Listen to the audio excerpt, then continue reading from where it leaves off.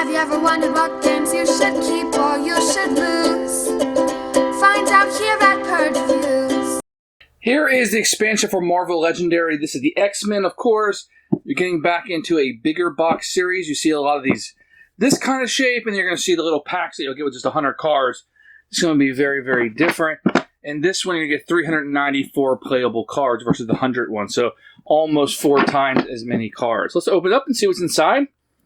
When you first open it up, you'll see a rule book. Now, this is fairly common to have a one-page rule book that kind of unfolds. Let's talk about what's new in this one. So what you're going to see in this one that's new is the X gene. This represents the X-Men combining their unique power. So they might say if you have this X gene, then you get the extra scratch or currency. You got piercing energy. You can fight a villain or mastermind by spending these points equal to the enemy's printed victory points. You got Berserk, which is this keyword represents some X-Men going to Berserker. Discard the top card of your deck. You get scratch equal to the discarded card's printed scratch. Soaring Flight represents X-Men flying in the action. When you recruit this hero, set it aside. At the end of the turn, add it to your new hand. So that's really cool and kind of goes back to Spider-Man a little bit. Light Show, once per turn, if you played at least 2 Light Show cards this turn, you can use a single Light Show ability from any one of those cards. Dominate, you put those heroes under this enemy. Enemy gets +1 scratch for each hero it's dominating. So that can be negative for the heroes. Human Shields, this villain captures 2 human shields, means the villain captures the top 2 cards of the Bison are stacked face down. You can't fight a villain while they have the human shields because you have to be very careful, right? There'll be some traps that are set. When it's played, it gives you a chance to complete this turn to avoid the trap. If you complete the challenge, you put the trap in your victory point pile. And trap is not a villain. You got some double-sided epic masterminds we'll show you. The horrors that will be added to the game. This will be for the hard mode. And really, that's kind of what you're getting in this one. So you're getting a lot of new terminology, a lot of new things going on, but not too hard to comprehend. So here's your stack of 394 cards that you'll be getting.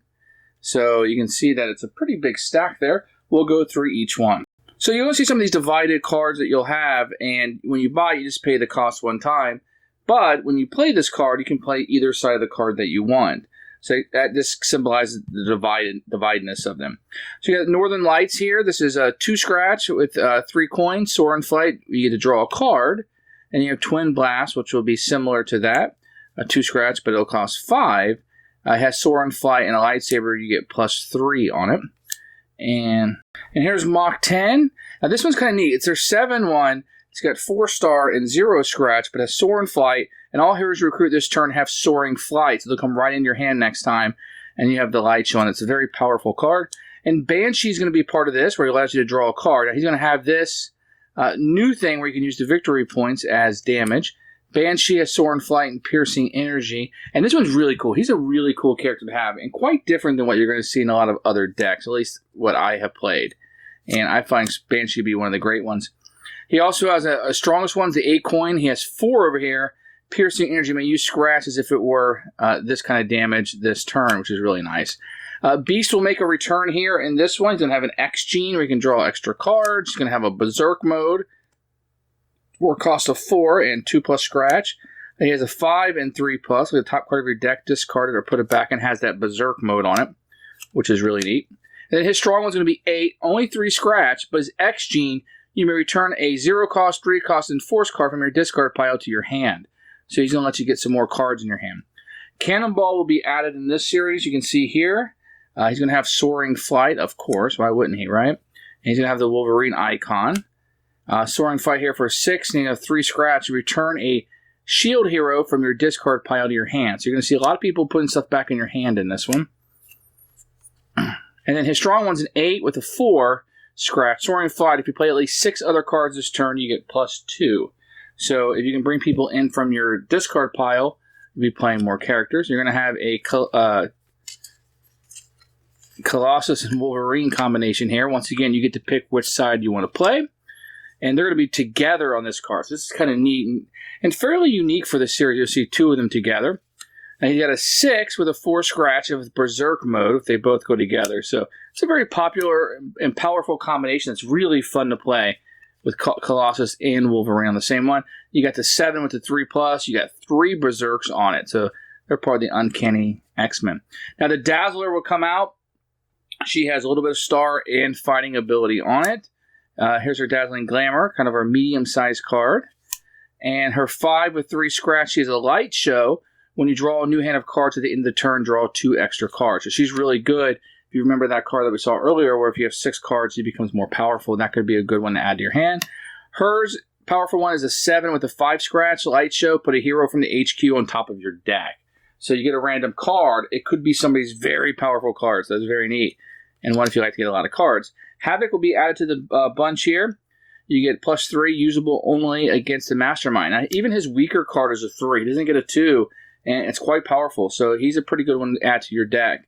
You can have a 4-2 with 2 Berserks on it, and then a 5-2+. But let's look at a strong one here. It's a 7. It's only a 3, but he has an X gene. You get the total printed scratch of all the blue characters. So if you're going to go after Havoc, you're really going to want to get a lot with the blue icon on top. And here we see Jubilee added. She can draw a card, which I always like drawing cards. And her second one draws a card too. Look at the top of your deck in KO. So if you're looking to get your deck thin, Jubilee might be somebody. And there's going to be 3 of those in the deck. And her powerful one's a 7 with a 5 scratch. So very good right off the bat. You get 1 star and 1 scratch for each light show card you played. So you want to collect things with a light show card there. So that's very neat. Kitty Pryde obviously can run through space and time. No, maybe not time, but definitely space. And she allows you to draw a card there if you can get that X-Force. Put a card from the HQ. So she's going to build up but have nothing right off the bat. Her 6 is a 0, but you get 1 scratch for each different cost among the heroes in the HQ. So that could be a little swingy or a little bit lucky there based on her. I don't know if you like that or not, but it can be a fun thing. Now, her big one's 8. Now, starting out with a 0 already. It does have Soaring Flight, which immediately comes in your hand, so you have a big deck that's really nice. Put a card from the HQ on the bottom of the hero deck. You get scratch equal to its cost. So if there's something powerful there and nobody's going to buy it, then that could be something you could do. Here we're going to see Legion added. He's going to have a double-sided one that you can add. Now, he has a lot of conflict inside, so a lot of double-sided ones. And there's his 5. You can draw 2 cards, which I love drawing cards. I always feel like that helps me out when I'm playing. And his strong one's 8 and the 3, Soaring Flight. Reveal the top 3 cards of the hero deck. You get the total printed on it. Put them on the bottom. So that's something kind of been used before in this deck, but a really, really powerful thing to do. And then we're going to see Long Shot added here. He's got a 4 with a 2. He's got a couple Berserks there. To play this card, you must put a card from your hand on top of your deck. So you're getting rid of a card. Look at the top card of your deck, discard it or put it back, and there's a way to KO, so he can get rid of some things in your deck. And then his strong one is the 7, but it's a 5, which is a really good cost-benefit analysis here.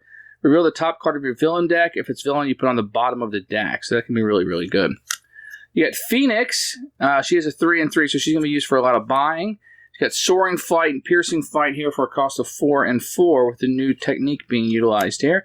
Now, she has 6. It does no fighting or buying, but she allows you to draw 2 extra cards, which I'm a big fan of, but it's a really, really high price. You may put a hero that was KO'd this turn in your discard pile, so that can be really helpful. If somebody had to die, they could choose a strong card to give it to you or something that would play off of you. Now, her big card is a 9, which is super expensive, but it starts out with 6 scratch, so it's very, very, very, very powerful. It got 4 Berserk on it. KO all the cards you Berserked. If this card makes it at least 13 scratch, then the Phoenix Force becomes computed by power and devours the earth. You win, evil wins, and all other players lose. So you could definitely make it where you win the game immediately and everybody else loses with that card. So that's a really fun card. Some people may feel like it's cheap, but man, oh man, it's fun. All right, so we got Polaris that's coming up here. She has a 4. That's her one of her weaker cards, Soaring Flight. She has some purchasing power. You're going to see a lot of fighting in this deck, don't you? Look at the top 2 cards of your deck. You may KO one of them, so you're getting your deck thinned out. That's a cost of 6 to purchase that. Now, her big one's an 8, which doesn't give you the scratch. It gives you the buying power, which is unique. X-Gene, you can use stars as scratch this turn and vice versa. So if you're able to put her with another X-Force person or herself, then that becomes scratch, which can be useful. Psylocke, I remember her from the Apocalypse movie. Reveal the top card of the hero deck. Can be recruited this turn. If you do, draw a card. So she's going to give you stars to do that. More drawing of a card. Now she has some piercing energy and an X-Gene red. You get +1 to her battle there. And you're going to get 3 of those. And her powerful one is the 7 with the 3. Piercing energy, reveal the top card of the hero deck. The player of your choice puts it in their hand. So you can choose yourself or somebody else to take that card. That can be very, very, very powerful. All right, we got the X23. She starts out with just a couple scratch, allowing you to draw a card.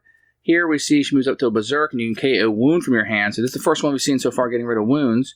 You may KO a card from your hand or discard pile. There's going to be 3 of those, of course, in the deck. And her powerful one's only 7 with 3+. It's going to play off Wolverine, of course. Count the Wolverine cards in your discard pile. Berserk that many times. Wow. All right. So those are the heroes that we've come across so far. So here's a bystander with a new mutant. He's going to give you a 2 coin to purchase him. When you rescue this bystander, gain as a hero with the top 2 cards of your deck. Draw 1 and discard the other. Bystander new mutants. When you rescue this bystander, gain it as a hero. So that's going to be pretty cool with Karma. The first time we've seen that, or at least the first time I've seen that. Magma here, same thing. When you rescue, you gain it as a hero. Mirage. Sunspot all works the same way with different icons and different abilities. Then you get Warlock you can add. Wolf's Bane. That just cracks me up. Heartless Computer Scientist. Of course, right? Martial Artist Master. These are bystanders you can add. And that's going to be the first set of cards. Now we're going to set 2. So the first set of villains are going to be the villain Dark Descendants. We'll see Nemesis here. He has an ambush. 5 scratch that he has. Psychic Subjugation. This is going to be a trap. Dark Descendants. So when you have these traps, by the end of your turn, you recruit the leftmost and rightmost heroes in the HQ, or you suffer the consequence, which each of these heroes you didn't recruit enters the city as a villain with scratch equal to that hero's cost. When you fight it, you gain it. So there's these little traps that you'll have to do. Here's a mastermind. You're going to have Jason Weingard. He's a villain of Hellfire Club, and I'm not familiar with him. You're going to have Phoenix Force, which is a villain, Hellfire Club. She's going to have an ambush and dominates people, and there'll be a trap associated with her. So, villain of the Moonverse will be Spiral. She's going to have an ambush ability. Very, very, very powerful villain here at 6 scratch. That's brutal. Here's going to be a trap, the mind-warping TV broadcast. A villain captures a bystander by end of turn. Have no bystanders in the city. Capture the villain. And here's going to be a guillotine roller coaster, another trap. Monstrous pinball machines. You can see these traps are going to be big in this one. Dark Marvel Girl, villain Shadow X. Now she's going to be obviously Marvel Girl as the bad guy. I'm not really familiar with the comics, but it seems to be going on here. Dark Cyclops, so the bad guy version of our heroes. And Dark Beast. And a Betrayal of the Shadow. We're going to see another trap. And I particularly like this one. So by the end of the turn, you may pay 6 star or suffer. Each player reveals their hand, and each player chooses a Shadow X card from their hand or discard pile to enter the city as a villain. Things can ratchet up pretty quickly here. Let's see Blackthorn come in. You're going to have a couple of those. Going to be a new villain. Gladiator is going to be a villain from the Shar Imperial Guard. And we're going to see the Oracle come in. She's going to have a 4 scratch. Not too bad compared to some of these that are very, very powerful. Smasher's going to come in at 5. He's going to ambush you. Smasher's going to come in at 5. He's going to ambush you unless you reveal a Hulk hero. Be a couple of those coming in. And Sisterhood of Mutants is a new villain set here, which is really nice. It's predominantly female. My daughter likes playing with these quite a bit. And you have Lady Mastermind. She's going to have a 7 scratch. And these are going to be very powerful. You're seeing that a lot in here, that the power creep's going up with how powerful some of these are compared with the first set. Selene. And while some of these, like Selene, have only 3 scratches with a plus, which means they can add up quite a bit, and she has a lot of stuff. Ambush, fight, there's dominate, escape. So a lot of things going on with her. Typhoid Mary. And a resurrection of Madeline Pryor. Very cool card. Now here's your other mastermind, which is going to be Arcade. At the start, he'll capture 5 human shields, and he always leads the murder world. So he's kind of on the weaker side of most, but can definitely ratchet up with those human shields because you can't fight him for a long time. And of course, you're going to get 5 of those. Dark Phoenix is another mastermind. You notice she turned bad in the series. She's a 13 scratch. This one's pretty brutal. She always leads the Hellfire Club. Her master strike is KO the top card of the hero deck, and each card in the hero deck that shares a color with it. Shuffle the hero deck. So she wins when the hero deck is empty. So she can be particularly nasty at times. And you would expect Dark Phoenix to be as powerful as she is. You get a third mastermind, Deathbird. She's in the medium range with 8, but she gets +1 for each Shire villain in the city, so she can ratchet it up pretty well too. So don't be surprised. Mojo is another mastermind. He's a beautiful specimen for sure. At 6+, Moon captures 3 human shields. All bystanders victory piles are worth 3 additional victory points. So he can kind of ratchet up 2 on you a little bit, but a medium weight one, not too difficult. An Onslaught is a little bit more on the powerful side at 10+, and he will always lead to Descendants. His Master Strike is KO heroes dominated by Onslaught. So he can definitely be very powerful as he goes too. And Shadow King, he's in the medium range with 7 here, and he'll always lead the Shadow X. All right, let's take a look at the schemes that are included. You're going to have Alien Brood Encounters. This will add 10 Brood as extra henchmen, no bystanders in the villain deck, and then cards are played from the villain deck. So you have Anti-Mutant Hatred, 11 Twist, and 30 Wounds. And what you'll be doing here is put this twist into your discard pile as an Angry Mob. At the start of your turn, for each Angry Mob in your hand, the player on your right gains a wound and gains an Angry Mob. So this one can be kind of brutal. So be careful about that one. Televised Death Traps of Mojo World. 11 twists, 6 wounds per player in the wound stack. Stack this twist next to the scheme as a death trap. This turn you may pay 1 scratch for each devastating stack there. So that's going to help the bad guy, the mastermind, get more strong. Horror Horrors, play a random horror each time. And if 6 twists comes out, it's only 6 this time, evil will win. So it depends on how you shuffle the deck. Mutant Hunting Super Sentinels, you get 9 twists, including 10 Sentinels as an extra henchman. And you stack the twist you get next to the scheme as a Sentinel upgrade, and there'll be +1 for each Sentinel that comes out. So that can definitely ratchet things up. Nuclear Armageddon, 5 twists, when evil wins when the city is destroyed. You destroy a city space closest to the mastermind. Any villain escapes, put there. So it's going to shrink the board down. I've seen this before, and it is brutal. Alright, the Dark Phoenix Saga, 10 twist. Jean Grey comes in the villain deck, or villains with attack equal to their cost. So she's going to be getting a lot stronger in that one. X-Men Danger from Going Berserk. You must pay 2-star. If you do, shuffle the twist back into the villain deck, then play a card from the villain deck. Or suffer Stack This Quick. When there are 5 airborne neurotoxins, you guys lose. Alright, we're going to see these new horror cards that will come out. These will be things that say draw from the horrors. Each non-henchman has a +1. Each player hand side is 1 less. You complete a scheme twist. Also play the Mastermind, Master Strike. Mastermind's +2. After you defeat the Mastermind's 4 tactics, Mastermind's a +1 for each Mastermind tactic among all players' victory piles. When you play Henchman Villain from the villain deck, play another card. So these are just be things that will just, and there's a ton of them in here, that will just make things more difficult for you. And that's how the hero is, or the horrors are going to work. The next thing you're going to see is another Mastermind, his Master Plan. Each player reveals a black hero or gains a wound. A villain is the Murder World Animatronic Killer Clown. I don't play this one with the kids. He is so scary. But he is nasty. Char Battle Cruiser. He's a 7 scratch. That's pretty powerful as a villain. But worth 5 victory points. And you're going to get some new Master Strikes, some new Scheme Twists, because you're going to need more for some of these. And here you're going to have another bystander be Magic. And that will end the second grouping. Okay, in the third set is a deck of cards. I've already shown you at least one of all of these, but you'll be getting more of these.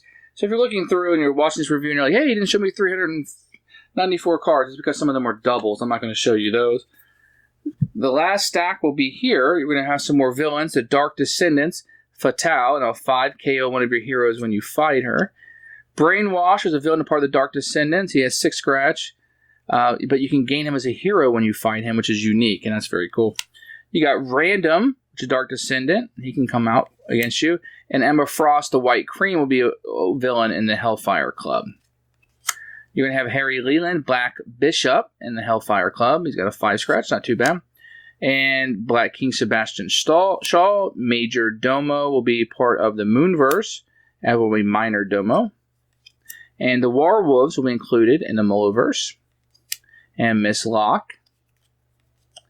And here's more of the animatronic killer clowns that you've seen before, part of the trap. Here, this time you're in the balls. It reminds me of my days at Chuck E. Cheese. You recruit 2 heroes or suffer this trap. Enters the city as a 3 scratch animatronic killer clown that captures a human shield. So you have to try to beat him as quickly. Another trap for Murder World. And you're going to have the villain Shadow X here, the Dark Iceman, Dark Angel, and the Brood. This is going to be a henchman. They're going to have 1 scratch. The villain gets +1 for each bystander in the KO pool, so that is a group you want to be careful from. The other henchman is the Hellfire Cult. They have 3 scratch. Reveal the top card of your deck. And you're going to have the Shar Death Commandos. I'm sure I'm mispronouncing that, but there's another henchman set that you're going to get.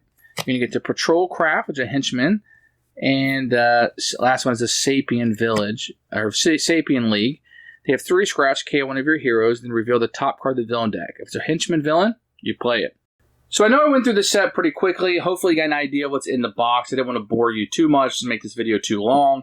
You're going to get a lot of X-Men stuff. Everything in the box is going to be with the X-Men, but it's a lot of stuff you haven't got before probably, and things you can add. I really like the Masterminds. You got some easy ones, a couple medium, and you got the hard one with the Phoenix.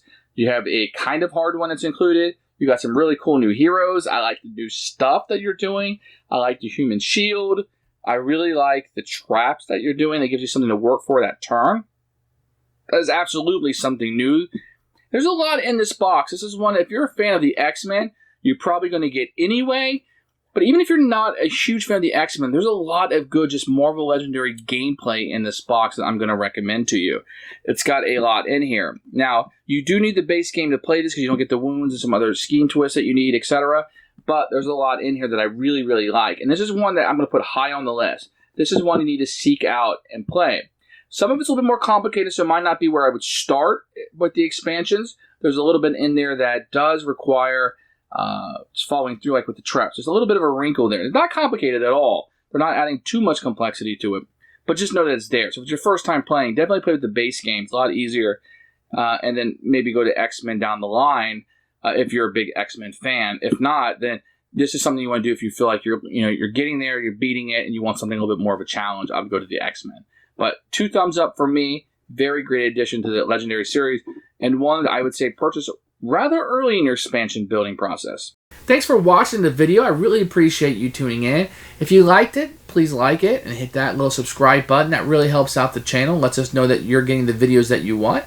If you agreed or disagree with what I said, feel free to comment below. I'd love to hear what you have to say, and I promise that I will comment back. Thanks for watching, and everybody else, keep playing games.